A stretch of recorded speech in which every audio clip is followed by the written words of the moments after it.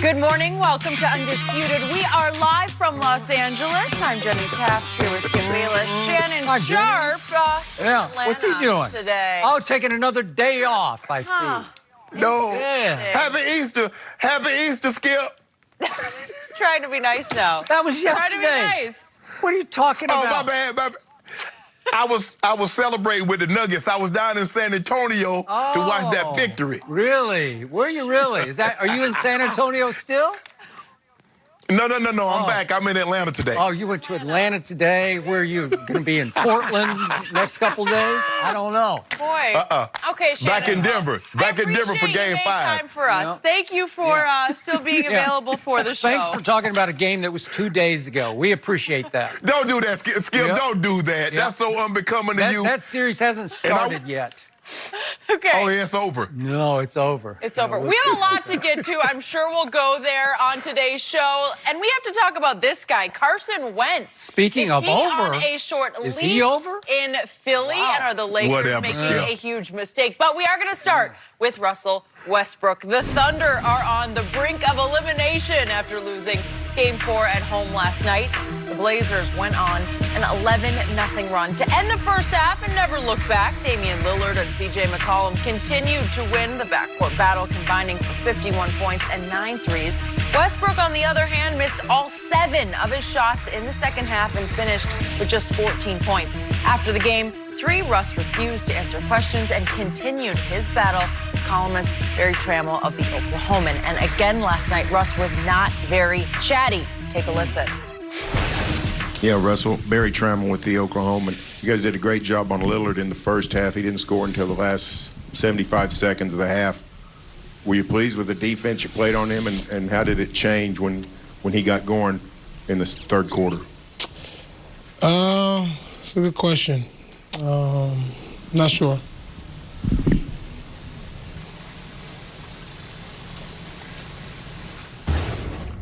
Okay, not a lot to say. Shannon, how much has Russell's legacy been hurt by this series?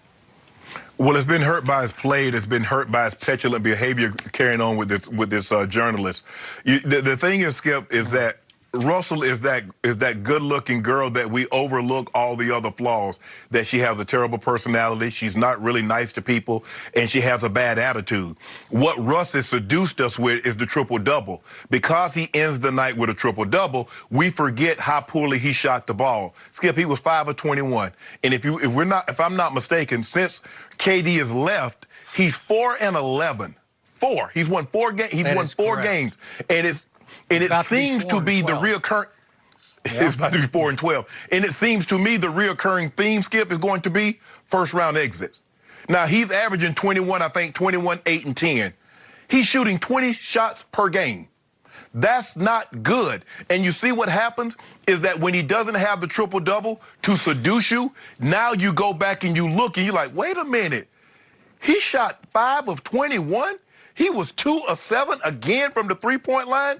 The difference between he and Dame Lillard, Dame Lillard looks at it, Dame looks at it and says, you know what? It's the Portland Trailblazers against the OKC Thunder. He does. Russ looks at it, it's me against Dame. Russ reminds you of a defensive back that's given up 2 touchdowns and about 150 yards. And the moment he breaks up a play, he's out there celebrating. Yep. Bro, did you see what you just did? Good analogy. Every shot that Russ makes, he's celebrating like he just hit the game winner in Game 7 of the NBA Finals. Dame makes a bucket. He goes back up court. Yeah, I've done this. I'm going to do this some more.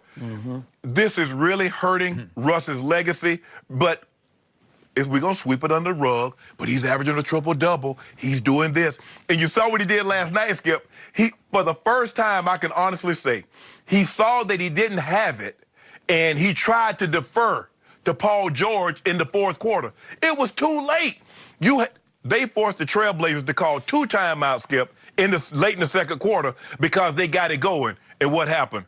Russ comes back down, start jacking up some jumpers in transition, missing shots. Dame gets it going right before the half. And when they should have been down 5, 6 points, the Trailblazers, they go into the half with a 2-point lead. Thanks to Russ and his turnovers and his poor shot selection. Since KD has left, Skip, he's putting up phenomenal numbers. 30 points, 11 assists, 9 rebounds. He's shooting 39% from the floor, 31% from three, and he's turning the ball over 5.5 times a game. That's a recipe. It's going to look good on your resume, but guess what looks bad on your resume? All these L's. So I got to give you credit for this. You saw this coming before I did. And I've said this many times on this show. When KD was with the Thunder, I did not like Russell Westbrook because he was taking more shots than my guy, KD. And I ended up going to war with KD over that. But once KD left him high and dry, I began to feel sorry for Russell. And I told you going back 3 seasons ago, that he was going to average a triple-double, and he won the MVP. And I was happy for him. And I felt for him because he felt like it was like shorthanded, like he was never going to have a chance to win anything. And then he landed Paul George, and then he kept Paul George. And I thought, okay, you're on, Russ. 3 straight years of averaging triple-doubles. Let's see what you got. And they got very little up in Portland in those 2 games. And I said, okay, they're going to go home and win both of these games and try to figure out how to steal a game if they have to steal it in Portland. And I'm going to remind everybody, they were the betting favorite, the Las Vegas favorite going into this series, even though they were the 6th seed versus Portland's 3 seed. And I'm going to remind everybody that Portland lost Nurkic, and he was a much bigger, stronger man and a better defender than Enes Kanter, who used to be the backup, obviously, in Oklahoma City. So I'm thinking, Kanter trying to defend Russ from the rim. This is going to be a freeway, a highway to the basket for Russell Westbrook in this series. And guess what? Last night, he went 0 for 3 in the paint even. So he couldn't score outside or inside last night. And to me, Mr. Sharpe, last night was definitely a legacy game for Russell Westbrook because this is the one you have to win. And what did he do? He actually shot the biggest hole yet in his legacy because he shot himself in the foot and shot his team right in the heart. So we're going from triple doubles to what could be a quadruple triple, as in this would be losing 4 games in the first round for 3 straight years. Well, that's just no good. I can't defend that because remember, they lost to Houston in 5 games going back 3 years ago, and then they lost to Utah in 6 games, and now they're in grave danger, and I think the world is probably just waiting for the imminent demise of the Oklahoma City Thunder to lose in 5 games to Portland. So all of a sudden, those 3 straight years of triple-doubles get diluted. They get watered down. They start to lose some luster. And again, it's an extraordinary solo achievement. We both agree with that. But it's getting you where? Well, it's getting you probably 4-12, as you point out, post Kevin Durant in the playoffs.